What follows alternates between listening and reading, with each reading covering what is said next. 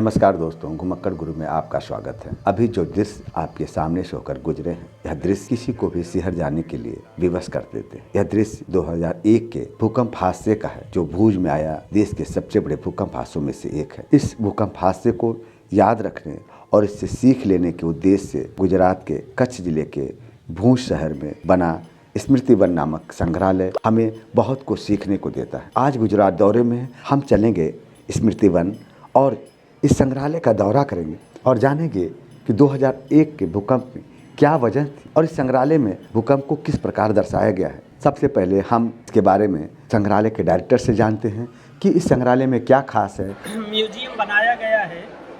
ये 470 एकड़ के जगह में ये फैला हुआ म्यूजियम, जो कि मेमोरियल एरिया और ये म्यूजियम एरिया है। मेमोरियल में 50 चेक डैम्स बने हैं और वहाँ पे 6 लाख मियावाकी फॉरेस्ट को डेवलप किया गया है। जो चेक डैम्स बने हैं उसमें जो 12,932 लोग एक्सपायर हो गए थे, उन लोगों का उसमें नाम लिखा गया है। तो जब 26 जनवरी 2001 को भूकंप आया था, तो हर 26 जनवरी को हम लोग यहाँ फंक्शन रखते हैं। एक गांव तालुका वाइज लोग आते हैं, वो अपने चेक डैम में जाते हैं, अपने जो स्नेही जो लोग इसमें डिजास्टर में मारे गए उसमें उन लोग वहाँ पे श्रद्धांजलि करते हैं। इसका मतलब एक ये है कि श्रद्धांजलि के लिए भी है, और जो चेक डैम्स बने हैं, जो मियावाकी फॉरेस्ट है, उसके लिए वहाँ पे पानी भी इकट्ठा किया जाता है। ये म्यूजियम है। म्यूजियम में पूरा 7 गैलरीज हैं। 6 नंबर जो है वो हमारा सिमुलेटर है, जिसमें अर्थक्वेक का एहसास कराया जाता है। ये जो म्यूजियम बना है, ये भुजियो डूंगर के ऊपर बना है। ये भुजियो डूंगर के नाम से ही ये भुज का नाम रखा गया है, जिसमें एक भुजंग देव का मंदिर है, जो कि 350-400 साल पुराना है। ये जो आप आर्च देख रहे हैं जो बनाया गया है, ये भी भुजंग देव को ही बनाया गया है। इसका मुंह अंदर के साइड में है और पूंछ यहाँ पे है। इसमें ये सब कटोरियाँ लगी हुई हैं, जो कि कटोरियों से बनाई गई हैं। इस म्यूज़ियम में ऑडिटोरियम है, शॉप है, कैफ़े है, किड जोन है, लाइब्रेरी है और ऊपर एक रेस्टोरेंट भी है। अभी आपने सुनी संग्रहालय के डायरेक्टर की बातें कि स्मृति वन नामक यह म्यूजियम और स्मारक क्यों और किस लिए तैयार किया गया। अब हम चलते हैं इस स्मृति वन नामक संग्रहालय के प्रथम तल पर, जहां एक लाइब्रेरी है, प्रवेश द्वार है और उसके बाद संग्रहालय के जो 7 तल बनाए गए हैं और जिसमें क्रमवार 7 सेक्शन हैं, उनका हम अवलोकन करेंगे।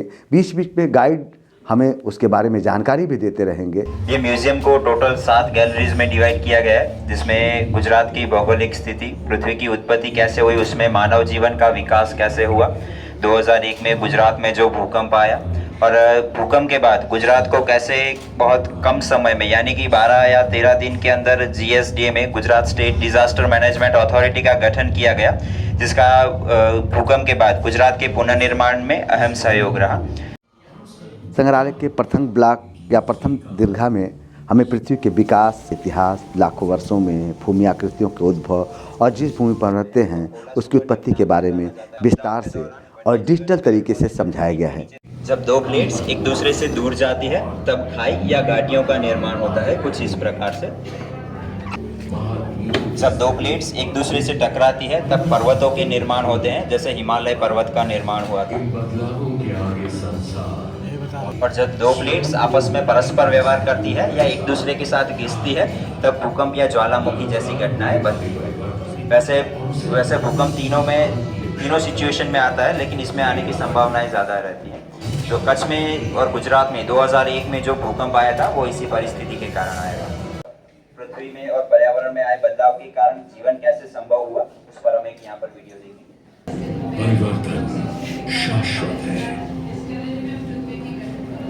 यह पृथ्वी, जो मनुष्य का एकमात्र निवास स्थान है, निरंतर परिवर्तन से गुजरती रही है।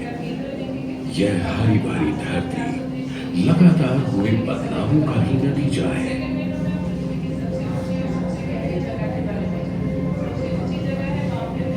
साढ़े 4 अरब साल पहले ये धरती पिघली चट्टानों और सल्फर के उबलते समुद्र की तरह थी, जहां जीवन की कल्पना करना भी असंभव था। समय के साथ यहाँ का तापमान गिरता गया, जिससे पृथ्वी की कई संकेंद्रित परतें समय के साथ ग्लेशियरों के बीच होने वाली गतिविधियों से पृथ्वी का तापमान और जलवायु जीने लायक बन गए, जिससे यहाँ जीवन की शुरुआती परिस्थितियां बनने लगी।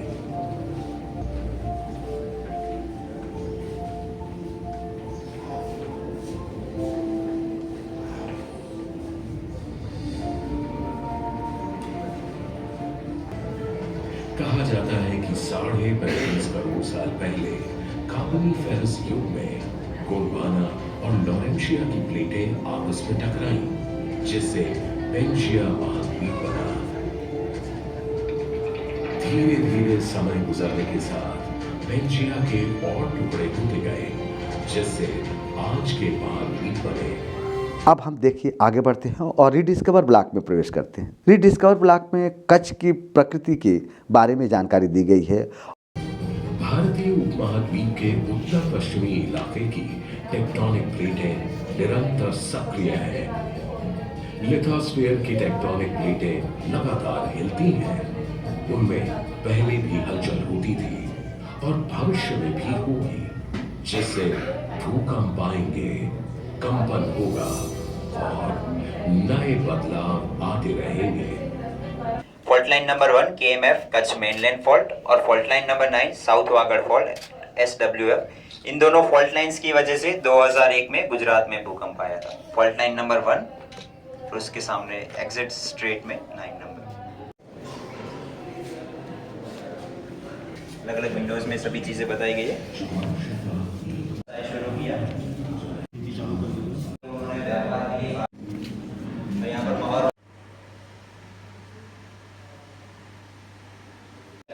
मिट्टी, गोबर और इसकी छत घास से बनाई जाती है। कच्छ में पहले लोग ऐसे भूंगे में रहना पसंद करते थे, क्योंकि प्राकृतिक आपदा जैसे कि भूकंप के दौरान इसमें जानहानि कम होती है और नुकसान भी कम होते हैं।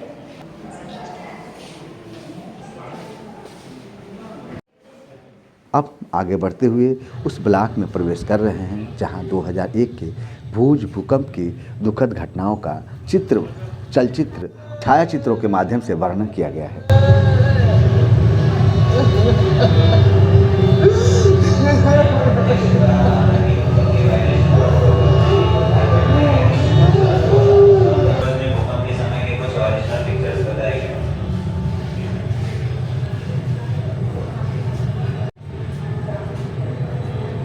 भूकंप के बाद के तत्काल बचाव और राहत गतिविधियों को भी यहाँ बहुत करीने से प्रस्तुत किया गया है। भूकंप के समय भूज की क्या स्थिति थी, उस समय लोग क्या कर रहे थे और कैसे अचानक भूकंप के बाद लोगों की ज़िंदगी बदल गई और किस प्रकार चीख पुकार मची, किस प्रकार ऐसी स्थितियाँ आ गईं कि एक साथ कंट्रोल रूम में हज़ारों फ़ोन पहुँचने लगे और लोग राहत कार्यों के लिए राहत के लिए परेशान हुए। और उस सारी दृश्यों को कंट्रोल रूम से लेकर के एम्बुलेंस और तमाम सरकारी संसाधन और वाहनों को भी यहाँ पर प्रस्तुत किया गया है, जैसे आप किसी भूकंप प्रभावित क्षेत्र से होकर गुजर रहे हैं। यहाँ के एक एक दृश्य आपके रोंगटे खड़े कर देने के लिए काफ़ी है। इस ब्लॉक में भूकंप से बचे लोगों की गवाहियों और यादों को भी संजो कर रखा गया है।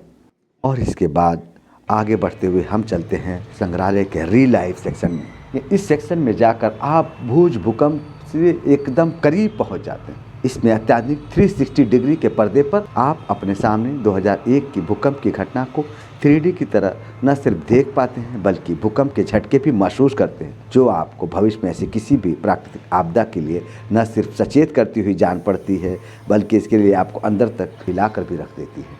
संग्रहालय का यह सेक्शन बेहद खास है।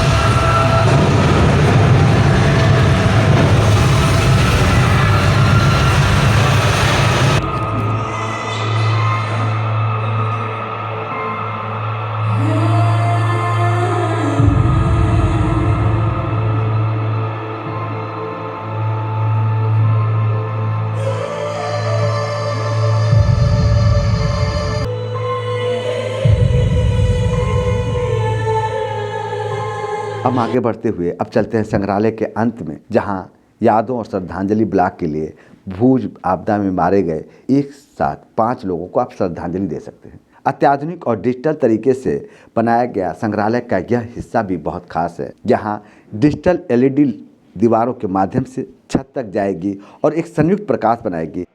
अभी आपने गुजरात दौरे के इस एपिसोड में गुजरात के भूज भूकंप के दृश्यों को सजीव प्रस्तुत करने वाले स्मृति वन संग्रहालय का दौरा किया।